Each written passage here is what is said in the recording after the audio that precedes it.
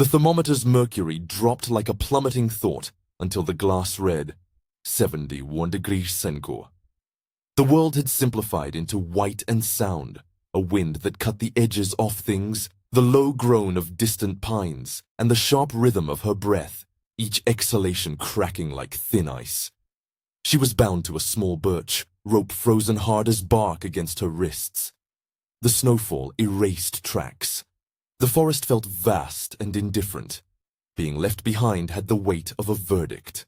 She tried to count how many times the cold had pinched her lungs. Fingers no longer answered.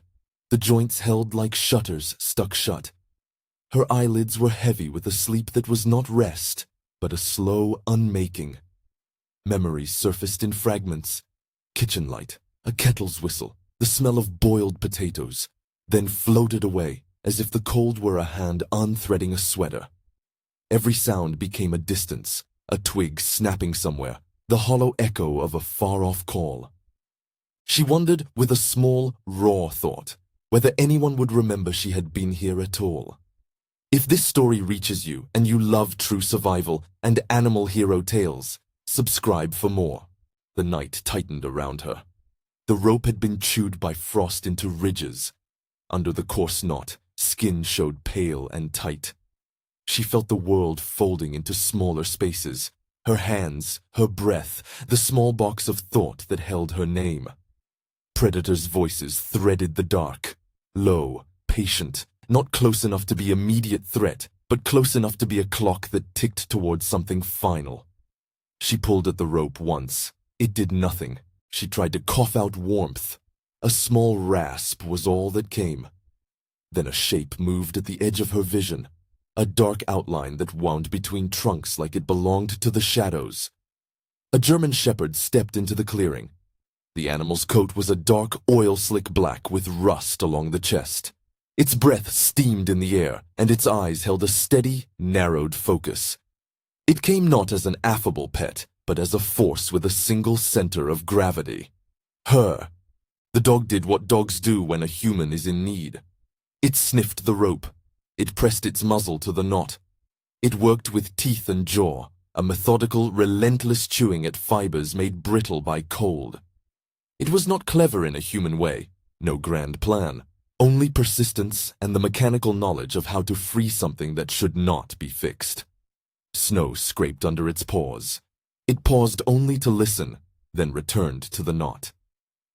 The sound of teeth on rope, soft, steady, became a small percussion against the wider silence. She tried to sit up. She could not. The dog nudged her shoulder, nudged again, lower this time, as if to say move. When that failed, it looped its body around her side and shoved with warm weight, pressing into her ribs, a living wedge letting her fall free with the soft collapse of someone finally allowed to breathe. She sagged to the snow.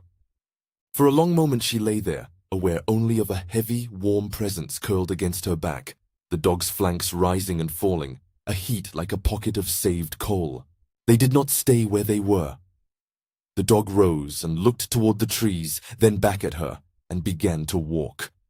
She followed as best she could, legs protesting, boots sliding in the crusted drifts. The world narrowed to the crunch of their passage and the dog's nose leading them. It threaded between saplings, guided by memory. Perhaps a path used before. Perhaps an instinct for closeness to human shelter. Once it stopped and turned, rigorous ears tilted to a sound she did not hear. Then it resumed, unwavering. They reached a small cabin huddled like a secret against the tree line, its roof powdered with snow. A thin curl of smoke suggested someone had been here at some point, or perhaps the stove still held a dying ember. The dog scratched at the door, then at the latch, working until the wood gave with a groan. Inside was a space not large, but true. A simple stove, a rough table, a narrow bed, and the smell of old smoke. The dog nudged her toward the doorframe as if insisting she cross into the small geometry of refuge. Heat was a stranger and a friend. It came first as a burn beneath numb skin, then as a flood that woke tucked-away muscles. She sat by the stove and rubbed trembling hands together, not as instruction, merely as the animal impulse to try, and felt her fingers begin to uncurl. The dog lay at the edge of the stove's light, its head up, eyes vigilant at the threshold. When she moved to the cupboard, she found a small tin of milk, warmed it over the stove until steam braided like a promise, and fed the tiniest of things she had not noticed at first. A shivering puppy tucked under the stove's shadow, no bigger than her palm, eyes so bright with need they made her chest ache. The puppy's ribs tapped like rain on thin metal. The old woman's hands, which had been shards, found a task. She cradled it, tipped warm milk into its mouth, and watched the animal's body relax around her care. Her fingers, slow and uncertain at first, began to work, pressing a soft bandage where skin had been rubbed raw by rope, brushing snow-lashed hair, coaxing warmth back into a limb. Each small motion stitched something invisible, that thread between being a body and being a person who does for others. Outside, the wind continued to shape the night into a thing of white insistence. Inside, light was softer, the room measured in rounded breaths. The dog sat now near the window, ears forward, posture unbroken. It rose only to press its flank into hers, an animal's claim and assurance. It refused to be out in the world without her. There was no orchestra of gratitude or speech, only a steady presence, a weight that kept the cold from owning the space entirely. She thought of what it had been to be left, an accusation, a hole in the day-to-day that had become a private ache.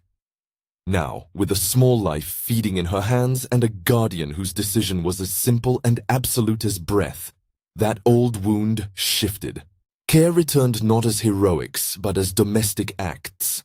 Warming a cup, folding a blanket, whispering to the puppy as its eyelids closed. Her hands, once useless, remembered the old economy of small kindnesses. When night thinned and the dark outside rearranged into a slower hush, she stepped to the door and looked back. The dog remained by the hearth, silhouette outlined in the amber glow, its head raised as if listening still to the far things of the woods. It would not be shooed away. It would not leave, not now, not while the warmth it had shepherded persisted inside. In the morning, the forest would look like everything else the storm had touched, leveled and quiet, tracks half buried into oblivion.